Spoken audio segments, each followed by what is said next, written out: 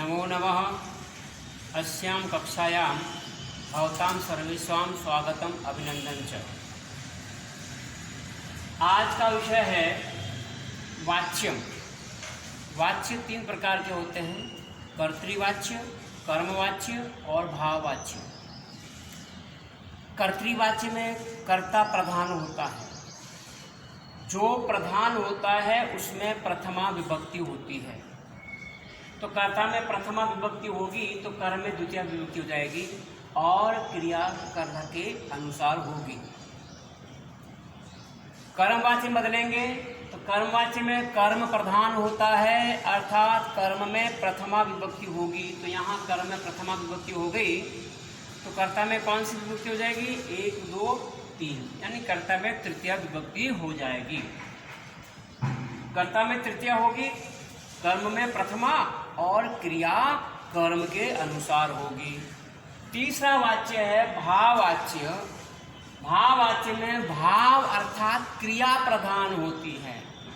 तो क्रिया प्रधान यानी जो प्रधान होता है उसमें प्रथम विभक्ति होती है। यहाँ विभक्ति नहीं है, यहाँ प्रथम पुरुष एक वचन होगा। तो भाववाच्य में कर्ता में तृतीय विभक्ति होगी, कर्म का अभाव। देखिए नाम में भाव और कर्म का अभाव है और क्रिया प्रथम पुरुष एक वचन की हो जाएगी। उदाहरणार्थ जैसे कर्तृवाच्य में राम गांव जाता है।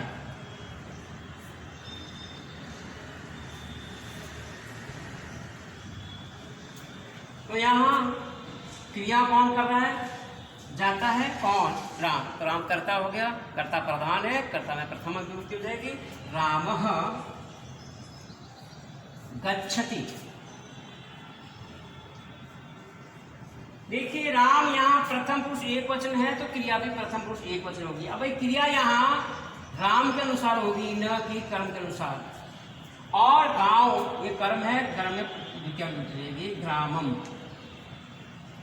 तो रावः ग्रामम गच्छति। उसी प्रकार सीता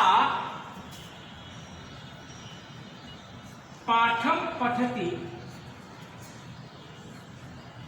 तो सीता पाठम पढ़ती, सीता पाठ पढ़ती है। यहाँ सीता करता है, पढ़ती क्रिया करता सीता है और कर्म में द्वितीय हो जाएगी। इसी को हम कर्मवाच्य में बदलेंगे तो यहाँ हो जाएगा जो कर्म है वो कर्ता बन जाएगा ग्रामः। ग्रामः रामेण, यहाँ कर्ता में तृतीय हो जाएगी। क्रिया में क्या करेंगे? कोई भी धातु हो, चाहे आत्मनेपदी हो चाहे परस्मैपदी धातु, उस धातु के मूल रूप के आगे य लगा करके आत्मनेपदी सेवते सेवते सेवन्ते, सेवसे सेवते सेवत्वे, सेवे सेवावहे सेवामहे, इस प्रकार रूप चलाएंगे। तो जहाँ धातु है गम धातु,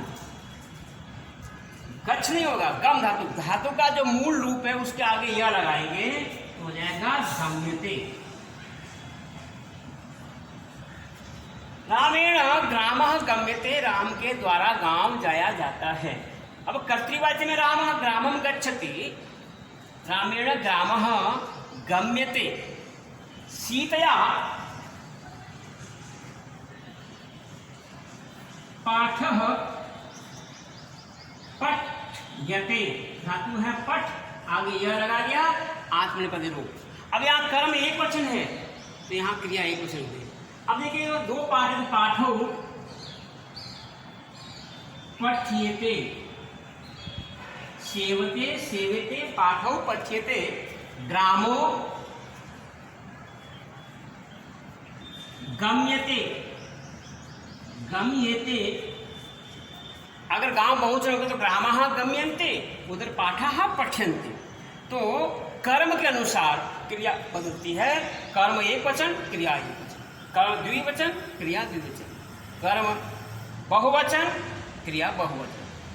कर्म अगर मध्यम पुरुष एक वचन का होगा तो क्रिया भी मध्यम पुरुष के एक वचन की होगी। भाववाच्य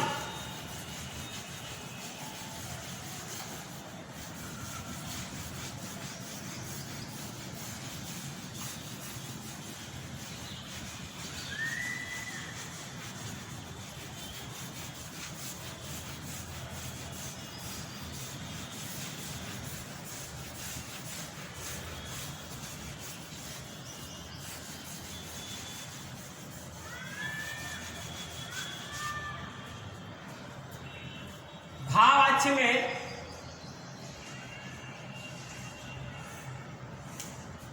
कर्ता में तृतीया, कर्म का अभाव और क्रिया प्रथम पुरुष एक वचन। राम के द्वारा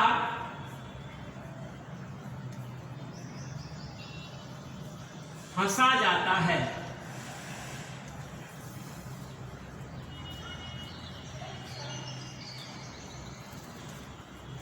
रामेण हस्यते, राम के द्वारा हंसा जाता है। इसमें क्या का प्रश्न होता है, वह अकर्मक धातु के साथ ये लगता है। तो हस धातु अकर्मक है। जैसे राम बढ़ता है, क्या जैसे पढ़ता है, तो आपने कर्म का प्रयोग नहीं किया है, फिर भी आप हमारे मस्तिष्क में आएगा, पढ़ता है क्या, पाठ है, कविता है, गीत है, कोई पढ़ सकता है, तो उसमें क्या का प्रश्न होता है।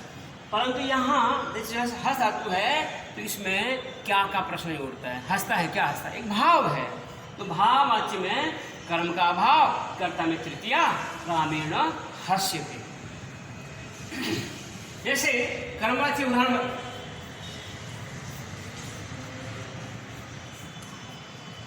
राम के द्वारा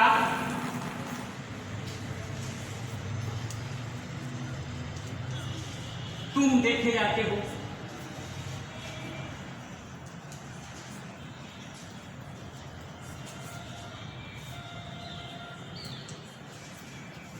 राम के द्वारा तुम देखे जाते हो। रामेण त्वं दृश्यसे, त्वं दृश्य से तुम देखे जाते हो। युवाम रामेण युवाम दृश्येथे, तुम दोनों देखे जाते हो। यूयम दृश्यत्वे, तुम सब देखे जाते हो। अगर मैं होता, राम के द्वारा मैं देखा जाता हूं, तो रामेण अहम दृश्ये, राम के द्वारा मैं देखा जाता हूं। रामेण आवाम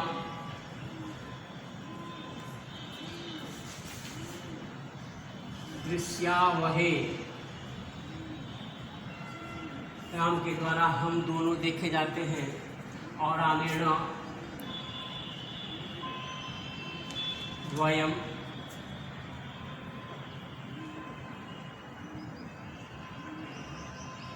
दृश्यामहे। इस प्रकार कर्तृवाच्य में कर्ता प्रधान होता है, तो कर्ता में प्रथमा होगी। जब कर्ता में प्रथमा होगी तो कर्म में द्वितीया और क्रिया कर्ता के अनुसार हो जाएगी। कर्मवाच्य में कर्म प्रधान होता है, तो कर्म में प्रथमा विभक्ति हो जाएगी, कर्ता में तृतीया विभक्ति और फिर क्रिया कर्म के अनुसार होगी। उसी प्रकार तीसरा वाच्य है भाववाच्य। भाववाच्य में कर्ता में तृतीया, कर्म का भाव और क्रिया में प्रथम पुरुष एक वचन।